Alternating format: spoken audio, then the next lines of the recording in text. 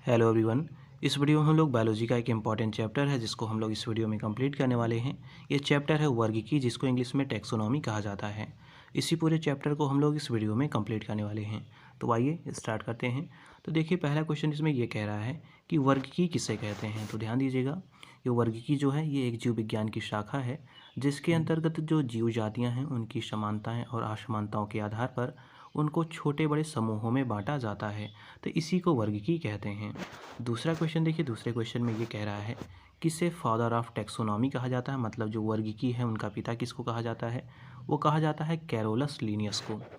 अगला क्वेश्चन देखिए, अगले क्वेश्चन में ये कह रहा है किसने सर्वप्रथम जो संपूर्ण जीवधारी हैं उनको दो जगतों, जिनको हम लोग कहते हैं पादप जगत और जंतु जगत, इसमें विभाजित किया था। तो ये किया था कैरोलस लीनियस ने।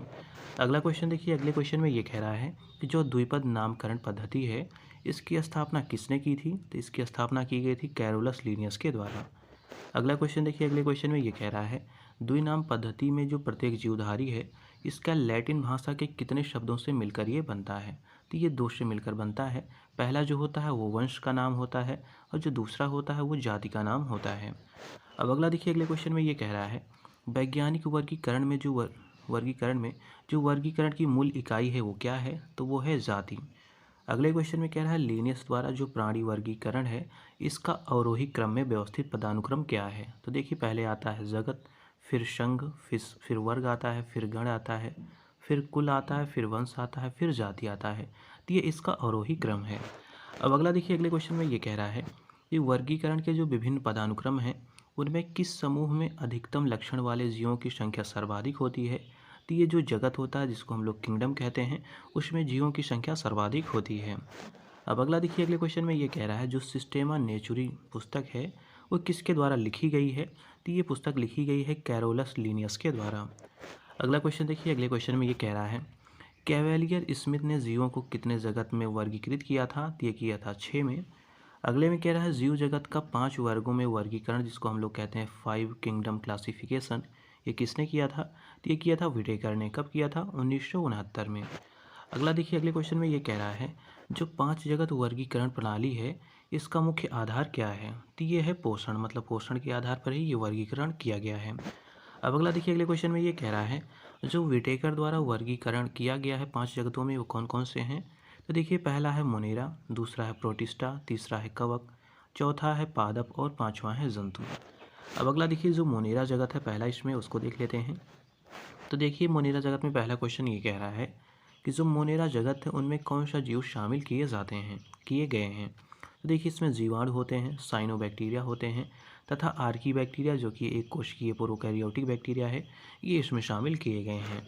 अगला देखिए, दूसरे क्वेश्चन में ये कह रहा है किस जगत से संबंधित जो जीवों की कोशिकाएं होती हैं उनमें नाभिकीय झिल्ली अनुपस्थित होती है। तो जो मोनेरा जगत है उसमें नाभिकीय झिल्ली अनुपस्थित होती है।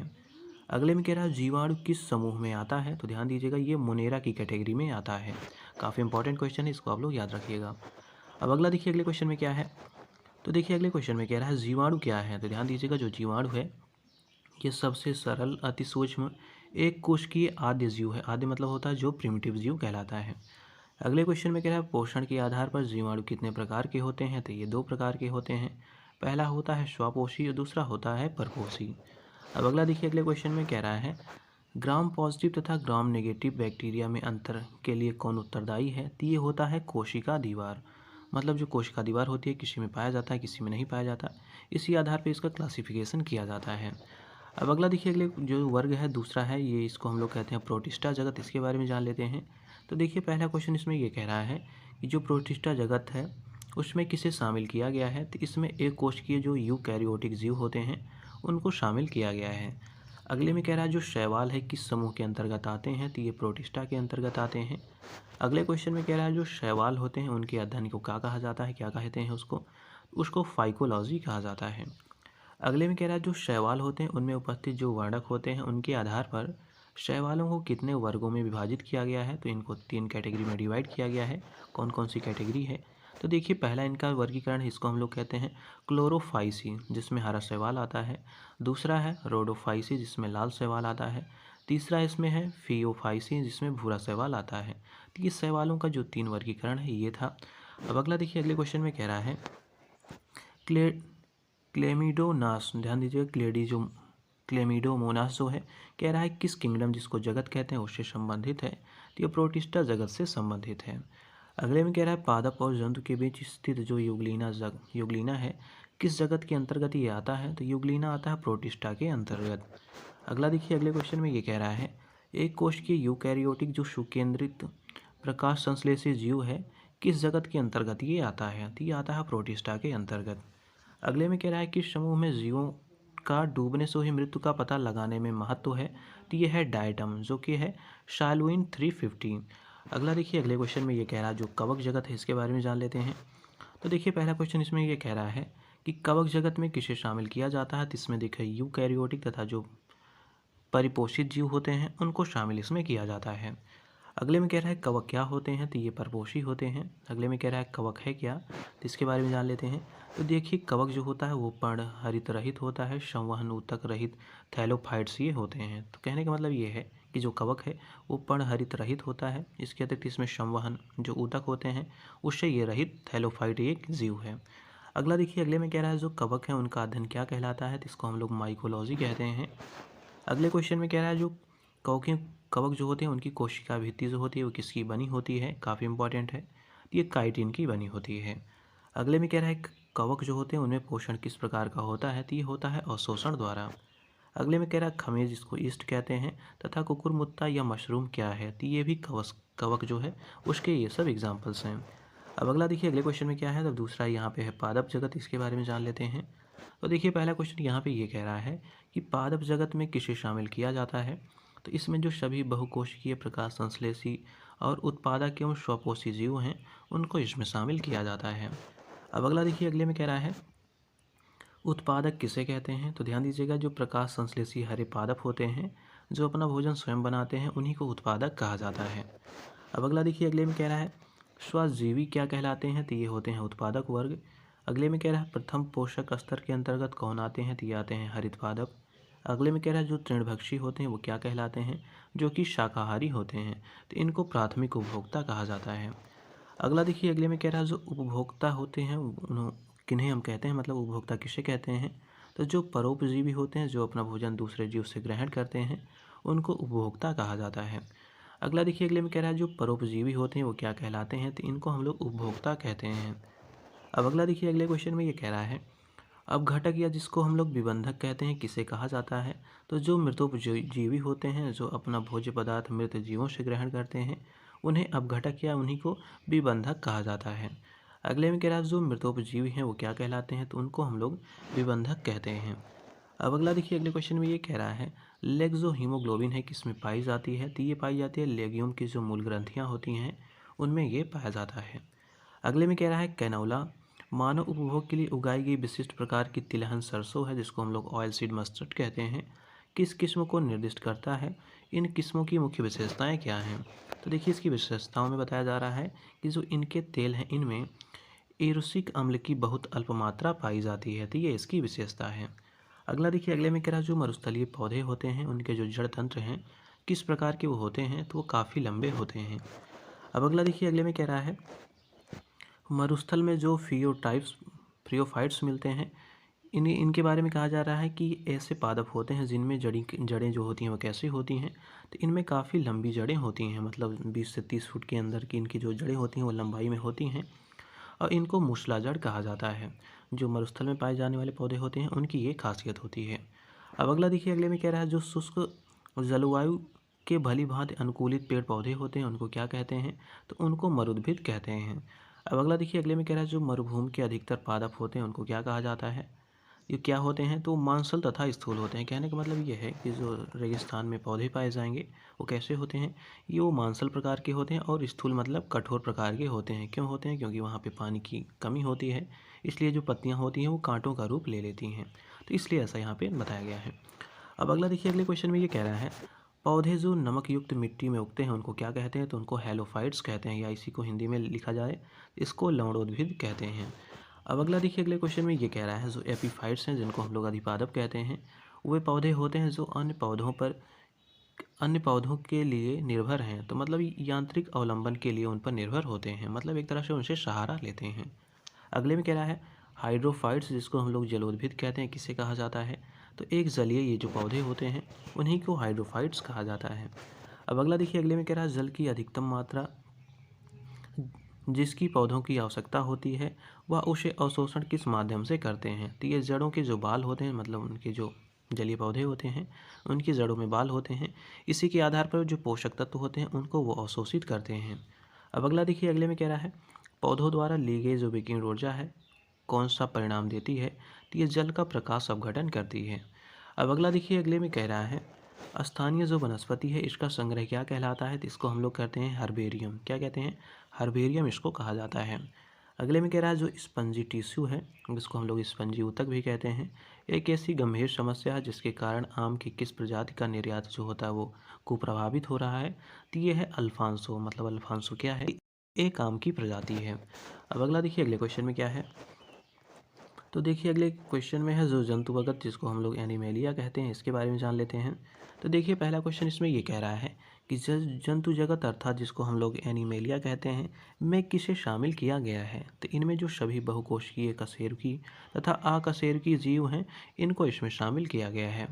अगले में कह रहा है बिना कोशिकीय भित्ति वाले बहुकोशिकीय प्राणियों को किस समूह के अंतर्गत रखा जाता है? तो इनको रखा जाता है एनिमेलिया के अंतर्गत। अगला देखिए, अगले में कह रहा है किसे मेटोजोआ कहा जाता है? तो मेटाजोआ होते हैं जो एनिमेलिया जगत होता है उसी को मेटाजोआ कहा जाता है। अगले में कह रहा है जो हाइड्रा है, जेलीफिश है, कृमि है, सितारा मछली है, सरीसृप हैं, उभयचर हैं, पक्षी हैं तथा जो स्तनधारी जीव हैं किस जगत के अंतर्गत आते हैं? तो ये सब एनिमेलिया के अंतर्गत आते हैं। अब अगला देखिए, अगला जो संघ है वो है संघ प्रोटोजोआ, इसके बारे में जान लेते हैं। तो देखिए, पहला क्वेश्चन इसमें ये कह रहा है कि जो प्रोटोजोआ संघ है इसके जंतु किस प्रकार के होते हैं? तो ये एक कोशिकीय होते हैं, सूक्ष्म आकार के ये होते हैं। अब अगला क्वेश्चन देखिए, अगले में कह रहा है जो प्रोटोजोआ संघ है इसके लिए जंतुओं के शरीर पर ऊतक के स्थान पर क्या पाया जाता है? तो इसमें अंगक पाए जाते हैं जिसको हम लोग ऑर्गन सेल्स कहते हैं।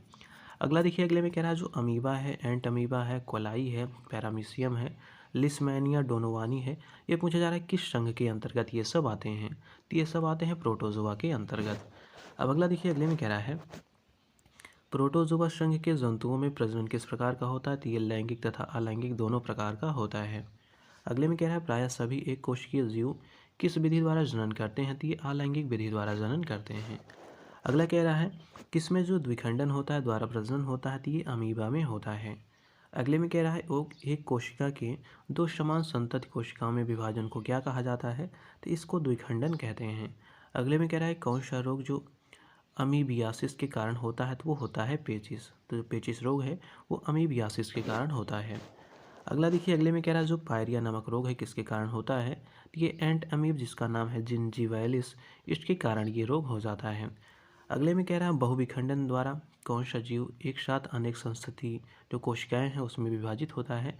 तो ये है प्लाज्मोडियम। अगला देखिए, अगले क्वेश्चन में ये कह रहा है कि मलेरिया नामक रोग किसके कारण होता है? तो ये प्लाज्मोडियम के कारण होता है। अगले में कह रहा है किसका सामान्य नाम स्लीपर जंतुक है? तो ये है पैरामीशियम। अगले में कह रहा है किससे हरा प्रोटोजोआ भी कहा जाता है? तो ये कहा जाता है यूग्लिना को। काफ़ी इंपॉर्टेंट क्वेश्चन है। तो जो हरा प्रोटोजोआ है वो यूग्लिना कहलाता है। अब दूसरा देखिए जो संघ है वो है पोरीफेरा, इसके बारे में जान लेते हैं। तो देखिए, पहला क्वेश्चन इसमें ये कह रहा है कि जो पोरीफोरा संघ है उसमें जो प्राणी होते हैं वो किस प्रकार के जीव होते हैं? तो इसमें बहुकोशिकीय जलीय जीव शामिल होते हैं। अगले में कह रहा है किस संघ के जो प्राणी होते हैं अगतिशील होते हैं? तो ये होता है पोरीफेरा। अगला देखिए, अगले में कह रहा है किस प्राणी संघ के जो प्राणी होते हैं उनको सामान्यतः स्पंज कहते हैं और वह लवणीय तथा असमयित होते हैं? तो ये है पोरीफेरा। अगला देखिए, अगले क्वेश्चन में ये कह रहा है किस प्राणी संघ के जीव श्वसनीय उत्सर्जक और परिसंचरण वाले अंगों से रहित होते हैं? तो ये होते हैं स्पंज। अगले में कह रहा है जीव विज्ञान में स्पंज क्या है? तो ये एक जंतु है। अगले में कह रहा है शाइकन, हामलोनेमा, स्पंजिलिया तथा जो यूस्पंजिया है ये सब प्राणी हैं किस संघ के अंतर्गत ये सब आते हैं? ये सब पोरीफेरा के अंतर्गत आते हैं। अब अगला देखिए, अगले में कह रहा है कौन सा प्राणी अचल होते हैं और एक ठोस आश्रयी सपोर्ट से जुड़े होते हैं? तो ये होते हैं साइकन। क्या होते हैं? साइकन ये सब कहलाते हैं। अब अगला देखिए, अगला क्या है? तो अगला है संघ सिलेंट्रेटा, इसके बारे में जान लेते हैं। तो देखिए, इसमें पहला क्वेश्चन ये कह रहा है कि जो सिलेंट्रेटा संघ है इसके जंतुओं का शरीर किस प्रकार का होता है? तो ये सब बहुकोशिकीय आर्य सममित का इनका जो आकार होता है या शरीर होता है ये पाया जाता है। अब अगला देखिए, अगले में कह रहा है जो सिलेंट्रेटा संघ है इसका नया नाम क्या है, तो इसको हम लोग सनाइडेरिया भी कहते हैं। क्या कहते हैं? सिनेडेरिया भी इसको कहा जाता है। अगले में कह रहा है जो हाइड्रा है, जेलीफिश है, सी एनीमोन है तथा गोरगोनिया है किस संघ के अंतर्गत आते हैं, तो ये सब सिलेंट्रेटा के अंतर्गत आते हैं। अब अगला देखिए, अगले क्वेश्चन में ये कह रहा है किसका शरीर कोशिकाओं की 2 परतों का बना होता है, तो ये होते हैं हाइड्रा। अगले में कह रहा है जो सिलेंट्रेटा संघ है इसके जंतुओं में किस प्रकार का प्रजनन पाया जाता है, तो इनमें 2 प्रकार का प्रजनन पाया जाता है। मतलब जो अलैंगिक जनन होता है और जो लैंगिक जनन होता है, ये दोनों प्रकार के जनन इनमें पाए जाते हैं। अब अगला देखिए, अगले में कह रहा है किसमें मुकुलन द्वारा प्रजनन होता है, तो ये होता है हाइड्रा। अगले में कह रहा है जो हाइड्रा है, स्टारफिश है, प्लेनेरिया है, ये किसके द्वारा उत्पन्न होते हैं, तो ये पुनर्जन्म के द्वारा उत्पन्न होते हैं। अगला देखिए, अगले में कह रहा है कौन सा जीव में रक्त नहीं होता किंतु वे सांस लेते हैं, ये है हाइड्रा। काफ़ी इंपॉर्टेंट क्वेश्चन है, मतलब इसमें रक्त नहीं होता लेकिन फिर भी ये सांस लेता है। अगला देखिए, अगले में कह रहा है हाइड्रा में शोषण किस प्रकार का होता है, तो इसमें विसरण के माध्यम से ये शोषण करता है। अगले में कह रहा है किस जीव का विकास कलिका द्वारा होता है, तो ये होता है हाइड्रा। अगले में कह रहा है कौन सा जानवर मुकुलन जिसको हम लोग बर्डिंग कहते हैं इसके द्वारा पुनरुत्पादित करता है और पुनर्जनन कार्यान्वित कर सकता है, तो ये है हाइड्रा। अगले में कह रहा है जेलीफिश किसे कहते हैं जो सिलेंट्रेटा संघ का जंतु है, तो ये है आरिलिया।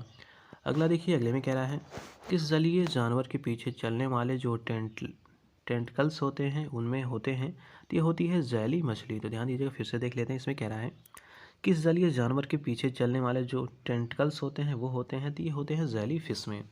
अब अगला देखिए, अगले क्वेश्चन में है, अगला जो वो चैप्टर इसमें है संघ प्लेटी हेलमिंथीज, इसके बारे में जान लेते हैं। तो देखिए, पहला क्वेश्चन इसमें ये कह रहा है कि जो प्लेटी हेलमिंथीज है इसका क्या अर्थ होता है, तो इसका अर्थ होता है चिपटे कृमि। याद रखिएगा, जो प्लेटी हेलमिंथीज है ये सब चिपटे कृमि कहलाते हैं। अब अगला देखिए, अगले क्वेश्चन में ये कह रहा है कि जंतुओं के किस संघ को चपटे कृमि कहा जाता है, तो ये कहा जाता है प्लेटी हेलमिंथीज को। अगला देखिए, अगले में कह रहा है जो प्लेटी हेलमिंथीज हैं इसके अंतर्गत कौन से जीव आते हैं, तो ये परजीवी आखंडी जीव इसके अंतर्गत आते हैं। अगले में कह रहा है टीनिया, प्लेनेरिया, फैसियोला तथा जो सिस्टोसोमा है ये किस संघ के अंतर्गत आते हैं, तो ये सब प्लेटी हेलमिंथीज के अंतर्गत आते हैं। अब अगला देखिए, अगले में कह रहा है किसके नेत्र बहुत ही साधारण होते हैं, वास्तव में रोशनी को पहचानने वाले केवल नेत्र बिंदु होती हैं, तो ये हैं लैनेरिया। अगले में देखिए, अगले में कह रहा है कौन सा एक अंतः परजीवी का उदाहरण है, तो ये है फीता कृमि। अगला देखिए, अगले में कह रहा है जो फीता कृमि है जिसको टेपवॉर्म कहते हैं ये होता क्या है, तो ये उभयलिंगी होता है।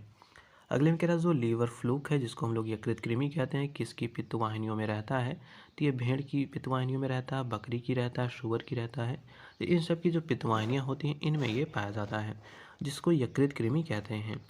अब अगला देखिए, अगला है संघ जो कि है संघ एस्केलमेंथीज, इसके बारे में जान लेते हैं। तो देखिए, जो एस्केलमेंथीज है इसको क्या कहा जाता है, पहला क्वेश्चन यही है। तो इसको सूत्र कृमि या इसी को गोल कृमि कहा जाता है। काफ़ी इंपॉर्टेंट है, इसको आप लोग याद रखिएगा। अब अगला देखिए, अगले में कह रहा है जो एस्केलमेंथीज है इस जंतुओं का शरीर किस प्रकार का होता है, तो ये अखंडित होते हैं, लंबे पतले धागे जैसे बेलनाकार इनका शरीर होता है। अब अगला देखिए, अगले में कह रहा है एस्केरिस बुचेरिया तथा जो ट्राइकिनेला है ये किस संघ के अंतर्गत आते हैं, तो ये सब आते हैं एस्केलमेंथीज के अंतर्गत ये सब आते हैं। अब अगला क्वेश्चन देखिए, अगले में क्या दिया हुआ है। तो देखिए, अगले क्वेश्चन में कह रहा है एस्केरिस, ध्यान दीजिएगा, जो एस्केरिस है इसका साधारण नाम क्या है, तो इसका नाम है राउंड वर्म। अगले देखिए, अगले क्वेश्चन में कह रहा है जो मनुष्य की छोटी आंत है उसमें पाया जाने वाला जो एस्केरिस है इनमें कौन सा रोग, इससे कौन सा रोग हो जाता है, तो ये हो जाता है जो एस्केरियासिस है ये रोग हो जाता है। अब अगला देखिए, अगले में क्वेश्चन में ये कह रहा है जो गोल कृमि है उसमें किस प्रकार का परिसंचरण तंत्र पाया जाता है, तो इनमें कोई भी परिसंचरण तंत्र नहीं पाया जाता, मतलब इनमें इसका अभाव होता है। अगले में कह रहा है जो गोल कृमि है जिसको हम लोग राउंड वॉर्म कहते हैं किस प्रकार लिंग पाया जाता है, तो ये अलग अलग लिंग इसमें पाए जाते हैं। अगले में कह रहा है जो फाइलेरिया नामक रोग है किससे उत्पन्न होता है, तो ये बुचेरिया से उत्पन्न होता है। अब अगला देखिए, अगले में कह रहा है जो गिनी कृमि है, ध्यान दीजिएगा, जो गिनी कृमि है एक सूत्र कृमि है, कह रहा है जिसका जंतु वैज्ञानिक नाम क्या है, तो इसका नाम है ड्रैकेनकुलम मैंडीनेंस।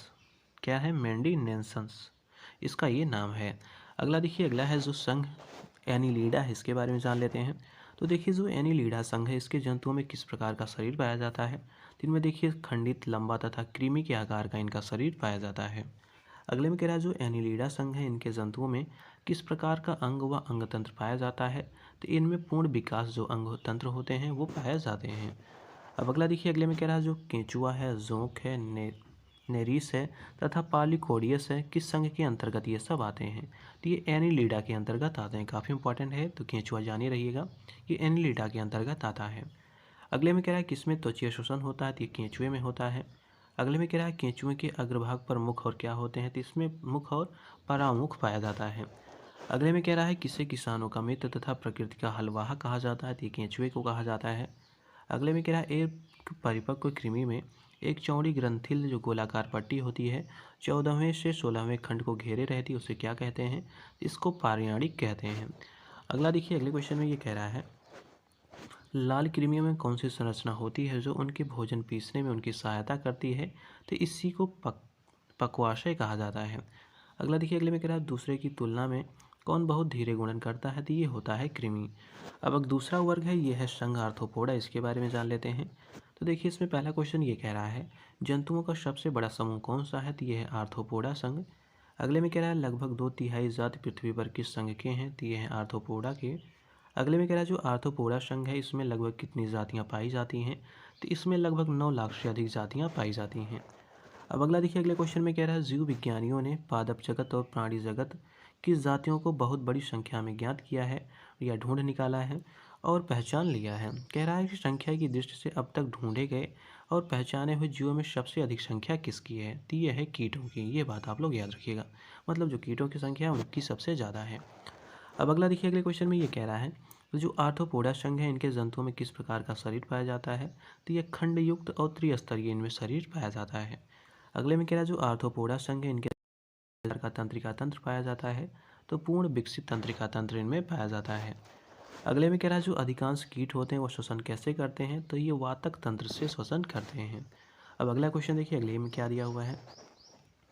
तो देखिए, अगले क्वेश्चन में कह रहा है जो आर्थ्रोपोडा संघ है इनके जंतुओं में किस प्रकार का निषेचन पाया जाता है?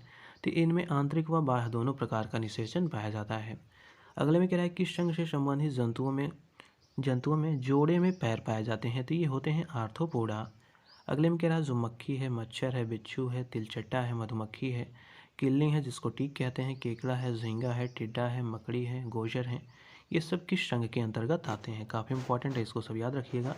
तो ये सब आर्थ्रोपोडा के अंतर्गत आते हैं। अगले में कह रहा है मधुमक्खी कॉलोनी के सदस्य एक दूसरे को किस प्रकार पहचानते हैं? तो ये गंध से पहचानते हैं। अगला देखिए, अगले क्वेश्चन में ये कह रहा है कि बारूदी सुरंगों का पता लगाने में कौन सबसे उपयोगी है? तो ये है मधुमक्खी। अगले में कह रहा है मधुमक्खी की औसत गति सामान्यतः कितनी होती है? तो ये 21 किलोमीटर प्रति घंटा होती है, जिसको अगर मील में कन्वर्ट किया जाए तो ये 15 मील प्रति घंटे की इसकी रफ्तार होती है। अब अगला देखिए, अगले में कह रहा है जुगनू क्या होता है? तो ये एक कीट होता है। अगले में कह रहा है फेरोमोन्स जो होते हैं सामान्यतः किसके द्वारा उत्पन्न किए जाते हैं? ये कीटों द्वारा उत्पन्न होते हैं। अगले में कह रहा है कीटों में पाए जाने वाले श्वसन अंगों को क्या कहते हैं? तो इसको श्वासनली कहा जाता है। अब अगला देखिए, अगले में कह रहा है जो तिलचट्टे होते हैं इनके शरीर में वायु किस अंग से प्रवेश करती है? तो ये श्वास रंध्रों से प्रवेश करती है। अगले में कह रहा है जो खुला नाड़ी तंत्र होता है किस में पाया जाता है? काफ़ी इंपॉर्टेंट क्वेश्चन है। ये जो कॉकरोच होता है उसमें खुला नाड़ी तंत्र पाया जाता है। अगले में कह रहा है किस जीव का रक्त सफ़ेद होता है? तो ये तिलचट्टे का होता है। अगले में कह रहा है तिलचट्टे का उत्सर्जन अंग क्या है? तो इसका जो उत्सर्जन अंग है उसको हम लोग मालपीघियन नलिकाएं कहते हैं। अब अगला देखिए, अगले क्वेश्चन में ये कह रहा है जो चींटियाँ होती हैं काफ़ी इंपॉर्टेंट है। देखिए, जो चींटियाँ हैं पूछा जा रहा है किस वर्ग की प्राणी हैं? तो ये इंसेक्टा वर्ग की ये प्राणी हैं जिसको हम लोग संघ आर्थ्रोपोडा भी कहते हैं। अगले में क्या है जब चींटियाँ काटती हैं तो वो क्या अंताक्षेपित कर देती हैं? तो फार्मिक अम्ल को अंताक्षेपित कर देती हैं। अगले में कह रहा है किसका मस्तिष्क उसके शरीर के अनुपात में सबसे बड़ा होता है? तो ये होता है चींटियों का। अगला देखिए, अगले में कह रहा है दीमक को अन्य किस नाम से जाना जाता है? तो इनको सफ़ेद चींटी के भी नाम से जाना जाता है, तो याद रखिएगा सफ़ेद चींटी क्या है? तो ये है दीमक। अगले में कह रहा है मच्छरों के बारे में सही कुछ स्टेटमेंट दिए गए हैं, इनको जान लेते हैं। तो पहला स्टेटमेंट कह रहा है नर मच्छर पौधों का रस चूसते हैं। दूसरा कह रहा है जो मादा मच्छर होती हैं वो रक्त चूसती हैं। जो मादा रस कहने का मतलब ये है कि केवल जो मादा मच्छर हैं वो रक्त चूसती हैं, ये भी सही है। थर्ड कह रहा है नर की अपेक्षा मादा में डैने बड़े होती हैं, तो ये भी स्टेटमेंट सही है। तो तीनों की तीनों स्टेटमेंट इसमें सही दिए गए हैं। अब अगला देखिए, अगले क्वेश्चन में ये कह रहा है जो टिड्डे होते हैं इनके कान कहाँ पर स्थित होते हैं? तो ये होते हैं पेट में। कहाँ पे होते हैं? पेट में ये स्थित होते हैं। अगले में कह रहा है जो केकड़ा होता है किस संघ के अंतर्गत आता है, तो ये आर्थ्रोपोडा संघ के अंतर्गत आता है। अगले में कह रहा है जो झींगा है वो किस संघ के अंतर्गत आता है, तो ये भी आर्थ्रोपोडा संघ का है। अगले में कह रहा है एक तितली के जो काया पलट हैं इनमें तीसरा चरण कौन सा है, तो ये होता है प्यूमा। अगले में कह रहा है कीटों से क्या प्राप्त होता है, तो शहद प्राप्त होता है, रेशम प्राप्त होता है, लाख प्राप्त होता है। तो ये सब बेसिकली सारे जो चीज़ें हैं वो कीटों से प्राप्त होती हैं। अगले में कह रहा है केकड़ा जो है किस वर्ग के अंतर्गत आता है, तो ये क्रस्टेशिया के अंतर्गत आता है। अगर इसका उपवर्ग देखा जाए तो ये आता है मेलेकोस्ट्रेका के अंतर्गत। अब अगला देखिए अगले क्वेश्चन में क्या दिया हुआ है। तो देखिए अगले क्वेश्चन में यहाँ पे दूसरा वर्ग है जो कि है एरिकनीडा वर्ग। इसके बारे में जान लेते हैं। तो देखिए जो एरिकनीडा वर्ग है इसमें पहला क्वेश्चन ये कह रहा है कि मकड़ियाँ किस संघ के अंतर्गत आती हैं, तो ये आती हैं आर्थ्रोपोडा के अंतर्गत। अगले में कह रहा जो मकड़ी हैं, बिच्छू हैं, जो वरूथी हैं, ये किसके अंतर्गत आते हैं, तो ये सब एरिकनीडा के अंतर्गत आते हैं। काफ़ी इंपॉर्टेंट है। तो जो मकड़ी हैं, बिच्छू हैं, वरूथी हैं, ये सब एरिकनीडा के अंतर्गत आते हैं। अब अगला देखिए अगले में ये कह रहा है जो मकड़ियाँ होती हैं प्राणी वर्गीकरण में किस वर्ग के अंतर्गत आती हैं, तो ये सब एरिकनीड्स के अंतर्गत आती हैं। अगले में कह रहा है मकड़ियों में कितनी जोड़ी टांगें होती हैं, तो ये 4 जोड़ी होती हैं। अगले में कह रहा है मकड़ी जो होती है कीट से भिन्न होती है क्योंकि मकड़ी में क्या पाई जाती है, तो इसमें 8 टांगें पाई जाती हैं और कीटों के लिए आवश्यक है कि उनमें 6 टांगें पाई जाएँ। अगला देखिए अगले में ये कह रहा है मकड़ियों द्वारा उत्पादित रेशम क्या कहलाता है, तो इसको हम लोग गॉसमियर रेशम कहते हैं। काफ़ी इंपॉर्टेंट है, बहुत बार पूछा गया है। तो मकड़ियों द्वारा जो उत्पादित रेशम होता है उसको हम लोग गॉसमियर रेशम कहते हैं। अगले में कह रहा है किस प्रकार के जीव में यह घटना पाई जाती है कि जिसमें मादा मैथुनपरांत नर को मार देता है, तो ये होती है मकड़ी। अगले में कह रहा है जो डैडी लॉन्ग लेग्स हैं किसका ये उपनाम है, तो ये सेलर मकड़ी का उपनाम है। क्या है, डैडी लॉन्ग लेग्स, ये जो है उपनाम है सेलर मकड़ी का। अगले में कह रहा है जो टिक और माइट हैं वास्तव में ये सब क्या है, तो ये सब मकड़ी के वंशी हैं, मतलब मकड़ी के वर्ग से ये सब आते हैं। अब अगला देखिए दूसरा वर्ग है, इसका नाम है शंख मोलस्का। इसके बारे में जान लेते हैं। तो देखिए पहला क्वेश्चन इसमें ये कह रहा है कि जो आर्थ्रोपोडा के बाद अकशेरुकी जंतुओं का दूसरा सबसे बड़ा वर्ग है या संघ है वो कौन सा है, तो वह है मोलस्का। अगले में कह रहा है जो मोलस्का है संघ में जंतुओं में मोलस्का क्यों कहा जाता है, तो देखिए जो इनके शरीर होते हैं वो कोमल होने के कारण इनको मोलस्का कहा जाता है। अब अगला देखिए अगले क्वेश्चन में ये कह रहा है कि इसका शरीर प्रायः एक कवच से ढका रहता है, तो ये मोलस्का संघ के जंतु आते हैं। अगले में कह रहा है जो मोलस्का संघ है इसमें किस प्रकार का परिसंचरण तंत्र पाया जाता है, तो इसमें विकसित प्रकार का जो परिसंचरण तंत्र होता है वो पाया जाता है। अगले में कह रहा है किसके कारण जो मोलस्का संघ है उनमें जंतुओं का जो लाल है, हरा है, नीला या रंगहीन ये सब पाए जाते हैं, तो ये होते हैं होमोसाइसिन्स के कारण। ध्यान दीजिएगा जो होमोसाइसिन है इसके कारण जो इस वर्ग के मोलस्का संघ के जंतु हैं उनका रंग जो होता है लाल होता है, हरा होता है या नीला होता है या रंगहीन भी हो सकता है। अगले में कह रहा है जो घोंघा है, ऑक्टोपस है, सीपियाँ हैं, सीप हैं, काइटन है, आइस्टर हैं तथा जो नेटिलस हैं किस संघ के अंतर्गत ये आते हैं, तो ये सब मोलस्का के अंतर्गत आते हैं। मतलब जो घेंघा है जिसको घोंघा जो है, ऑक्टोपस जो है, जो शीप पाए जाते हैं, तो ये सब क्या है, ये सब मोलस्का जो वर्ग है उसके अंतर्गत ये सब आते हैं। अब अगला देखिए अगले में कह रहा है जो मोलस्का के मुँह होते हैं उनमें एक रेती जैसा तेज खाने वाला अंग होता है जिससे क्या कहा जाता है, तो इसको रेडुला कहा जाता है। अगले में कह रहा है कौन सा जीव अपना लिंग बदल सकता है, तो ये है घोंघा। मतलब जो घोंघा है वो अपना लिंग बदल सकता है। अगले में कह रहा है एक कर्णसीपी क्या होते हैं, तो ये एक भक्षणीय समुद्री घोंघे होते हैं। अगले में कह रहा है जो ऑक्टोपस है वो क्या है, तो ये एक मृद कवची है, मतलब जिसको मोलस्क कहते हैं। अब अगला देखिए अगले में कह रहा है जो ऑक्टोपस है इसको अन्य किस नाम से जाना जाता है, इसको डेविल फिश के नाम से जाना जाता है। याद रखिएगा जो ऑक्टोपस है उसी को डेविल फिश कहा जाता है।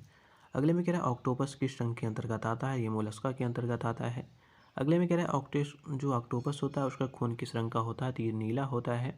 अगला क्वेश्चन देखिए अगले में ये कह रहा है जब एक कटल फिश जिसको सीपिया कहते हैं को एक मोलस्का के रूप में वर्णित किया जाता है तब यह वर्गीकरण किस स्तर में स्थित होता है, तो ये संघ के अंतर्गत ये स्थित होता है। अगला देखिए अगले में कह रहा है आयस्टर किस संघ के अंतर्गत आता है, तो ये मोलस्का के अंतर्गत आता है। अगले में कह रहा है मोती किससे प्राप्त होता है, तो ये पर्ल ओयस्टर से प्राप्त होता है या इसी को पिंक टैडा के नाम से भी जानते हैं। इससे भी जो मोती होता है वो प्राप्त होता है। अब अगला देखिए अगले में कह रहा है जो सबसे बड़ा अकशेरुकी है वो कौन है, तो वो है स्क्विड। इसकी देखिए जो लंबाई है कह सकते हैं 12 से 14 मीटर की इसकी लंबाई होती है। अब अगला देखिए अगला क्वेश्चन क्या दिया हुआ है। तो देखिए दूसरा वर्ग है ये है संघ इकाइनोड मेर्टा। इसके बारे में जान लेते हैं।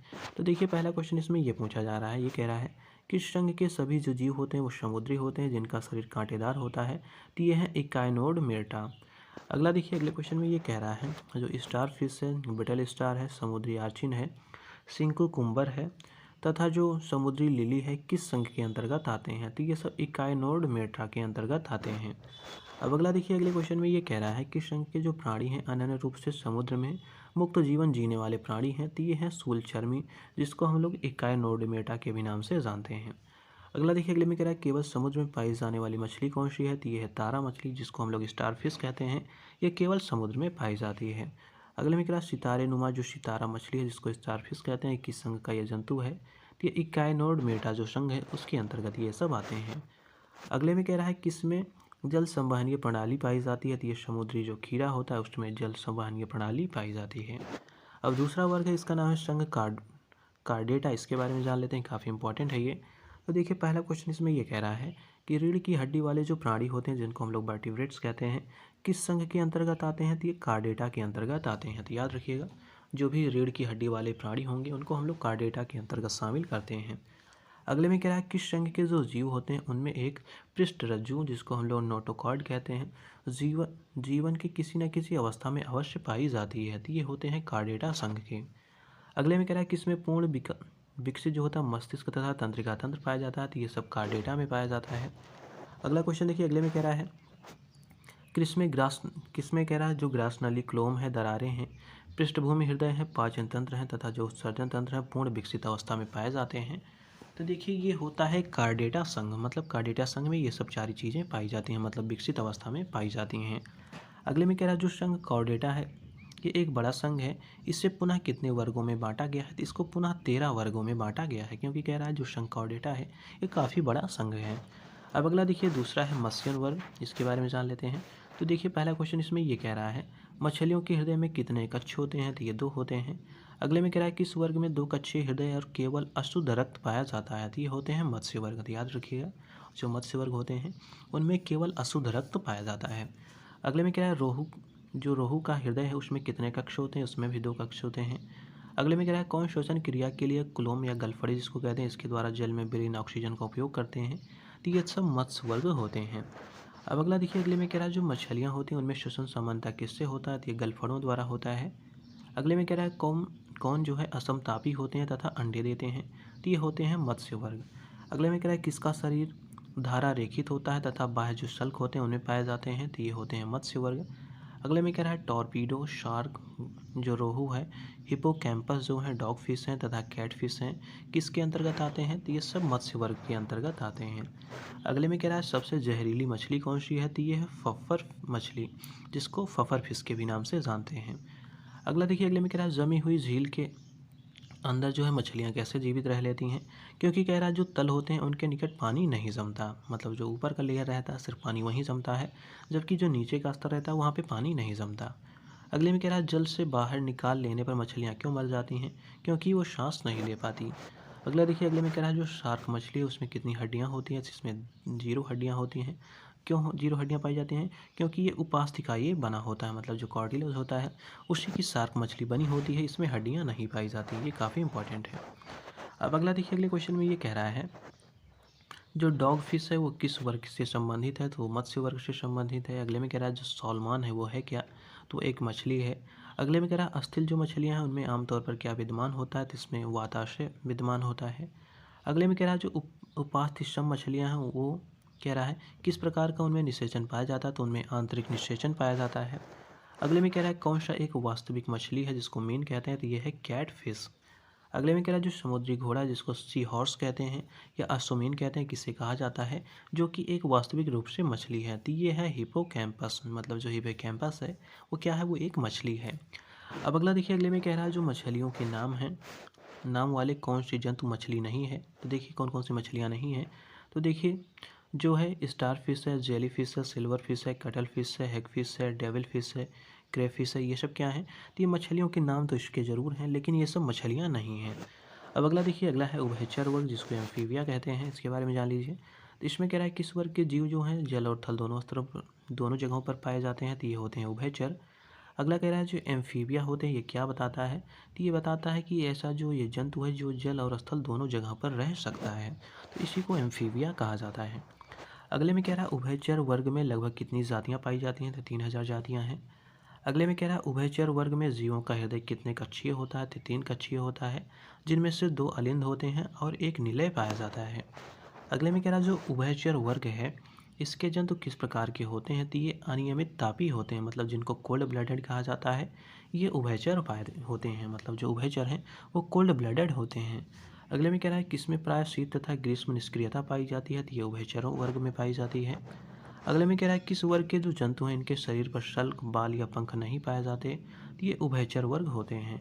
अगले में कह रहा है जो मेढक है, दादुर है, सेलामेंट्रेड है, प्रोटियस है तथा जो हाइला है, मतलब जो वृक्ष मेढक है, ये किसके अंतर्गत आते हैं, तो ये सब उभयचर वर्ग के अंतर्गत आते हैं। अगले में कह रहा है बिना पंखों की ग्रंथि वाली त्वचा होती है, तो ये उभयचर में होती है। अगले में कह रहा है किस वर्ग में प्राणियों में श्वसन गलफड़ों अथवा फेफड़ों द्वारा होता है, तो ये होते हैं उभयचर। अगले में कह रहा है उभयचर में किस प्रकार का निषेचन होता है, तो ये बाह्य निषेचन इसमें होता है।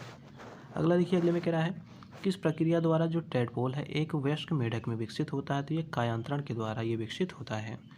अगले में कह रहा है मेढक में कायांतरण में क्या होता है, तो इसमें देखिए जो आंत होती है वो छोटी होती है, मतलब जो मेढक हैं अगर उनका कायांतरण हो रहा है तो उसमें जो इनकी आंत होगी वो छोटी होती है।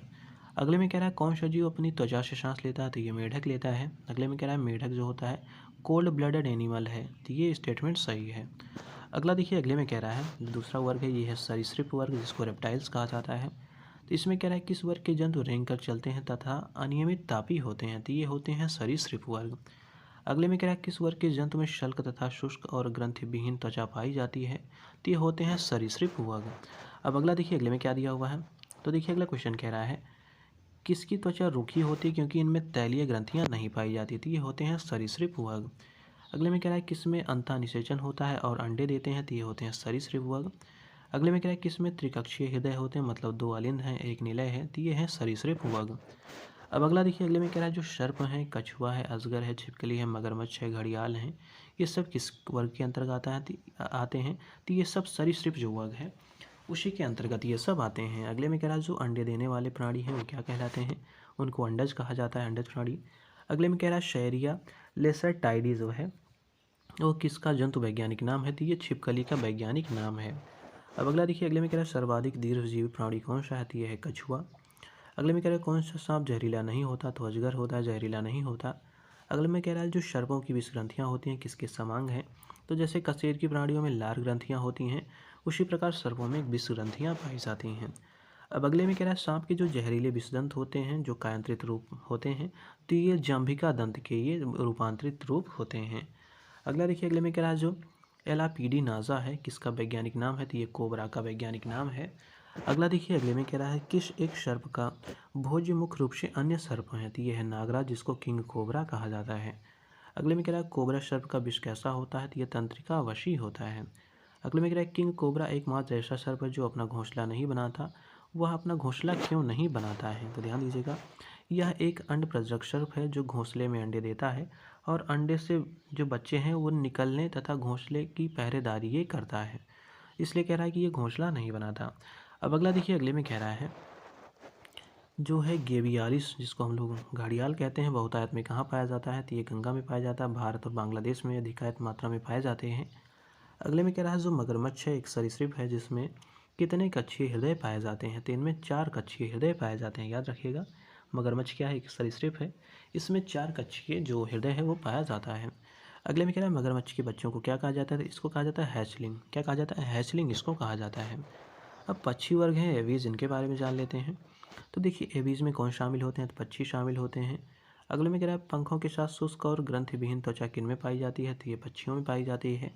कह रहा है किसका कंकाल जो सरंध्र है तथा हल्का होता है और जो अंडे देते हैं, तो ये हैं पक्षी वर्ग। अब अगला देखिए, अगले में कह रहा है किस वर्ग के प्राणी का रक्त जो होता है वो गर्म होता है जिसको हम लोग वार्म ब्लडेड कहते हैं, तो ये है पक्षी वर्ग, मतलब जो सरीसृप हैं वो कोल्ड ब्लडेड हैं और ये जो वर्ग हैं ये वर्ग जो पक्षी वर्ग हैं ये सब वार्म ब्लडेड कहलाते हैं। अगले में कह रहा है गर्म रुधिर वाले जंतु कौन से हैं, तो जो अपने शरीर के तापक्रम को हमेशा एक सा बनाए रखते हैं उन्हीं को गर्म जो रुधिर है वो वाले जंतु कहा जाता है।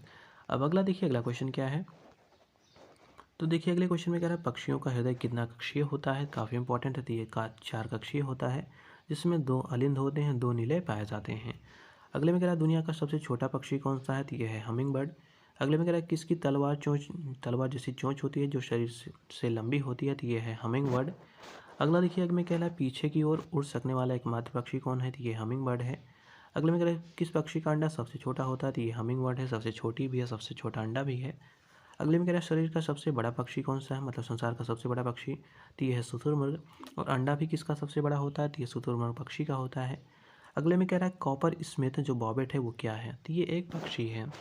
अब अगला देखिए, अगले में कह रहा है वाइट लेग हॉर्न किसकी एक किस्म है, तो ये कुक्कुटों की एक किस्म है, मतलब कुक्कुट मतलब जो मुर्गे होते हैं छोटी मुर्गियाँ, उन्हीं की ये किस्म है।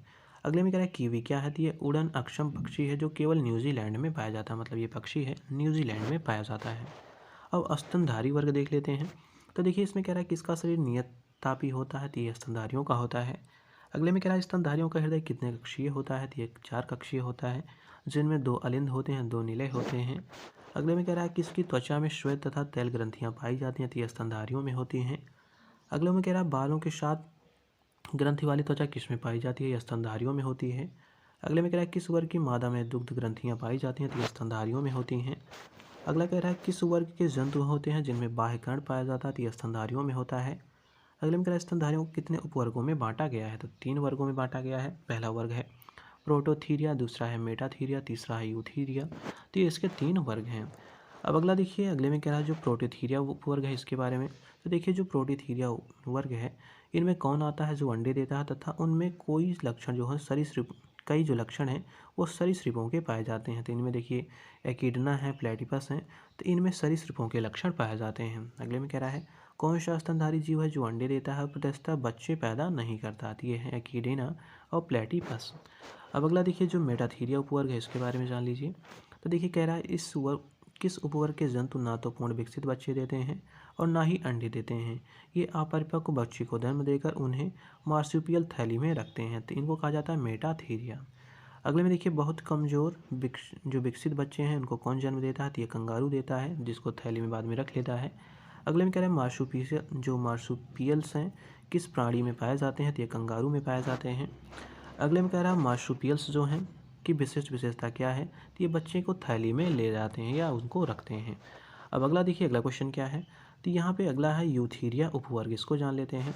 तो देखिए, इसमें कह रहा है किस उपवर्ग में पूर्ण विकसित स्तनधारी आते हैं, तो ये है यूथीरिया।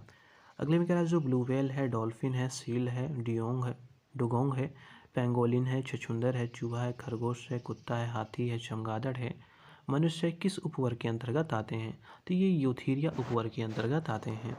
अगले में कह रहा है सबसे बड़े स्तनपायी कौन है, तो ये ब्लू व्हेल है। अगले में कह रहा है व्हेल किस वर्ग की प्राणी है, तो ये स्तन जो पाई प्राणी है उस वर्ग का कैटेगरी की है, मतलब व्हेल है, ये स्तनपायी होती है। अगले में कह रहा है दांत वाली व्हेलों में कौन सी विशालतम होती है, तो ये स्पर्म व्हेल उसमें विशालतम होती है, जिसकी लंबाई देखी जाए तो 50 से 55 मीटर है। अगर इसका वजन देखा जाए तो 35 से 45 टन इसका वजन होता है।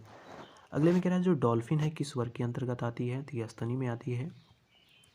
अगले में कह रहा है पृथ्वी पर सबसे अधिक बुद्धिमान स्तनधारी कौन था, ये डॉल्फिन है।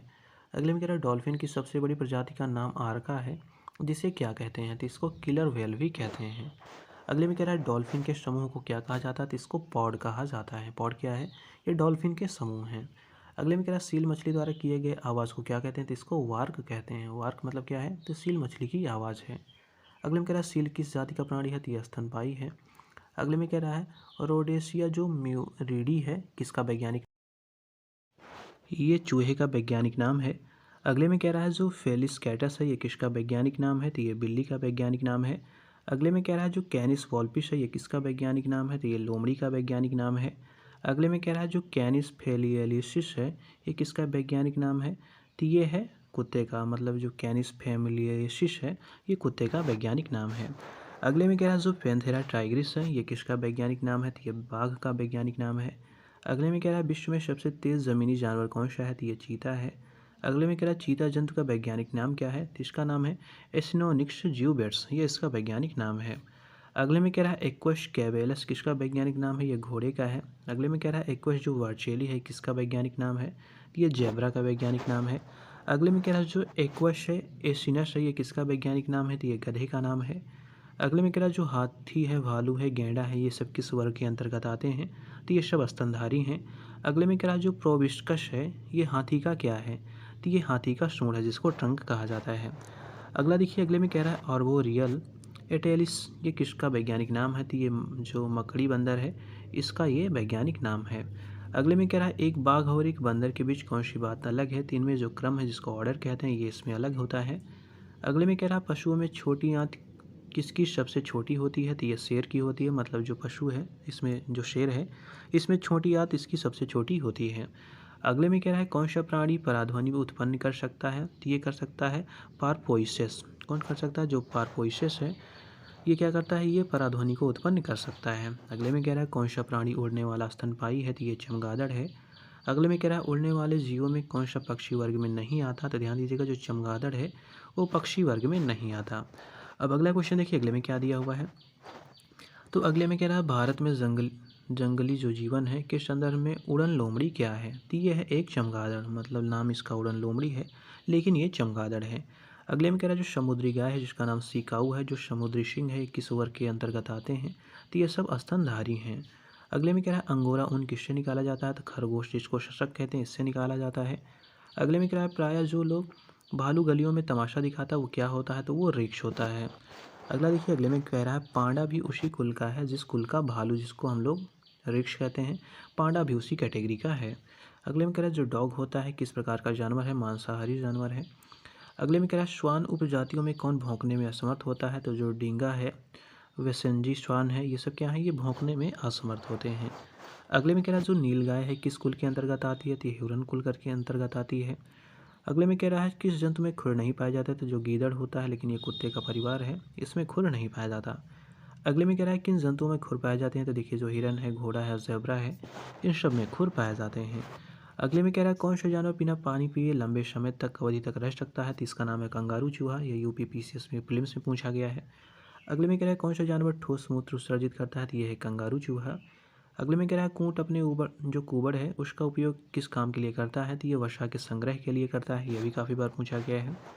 अगले में कह रहा है कौन सा प्राणी अपने आंत्र में जल का संग्रह कर लेता है? तो ये होता है ऊँट। अगले में कह रहा है कौन सा जानवर रेशे को अच्छी तरह से नहीं पचा पाता? तो ये होता है शुअर, जो कि सर्वाहारी होता है। अगले में कह रहा है लंगूर किस वर्ग के अंतर्गत आता है? तो ये वानर के अंतर्गत आता है। अगले में कह रहा है प्राणी जगत में किसे कपि महापरिवार के सदस्य को कहा जाता है? तो इसको कहा जाता है होमिनोइडिया। इसको क्या कहता है? होमिनोइडिया इसको कहा जाता है।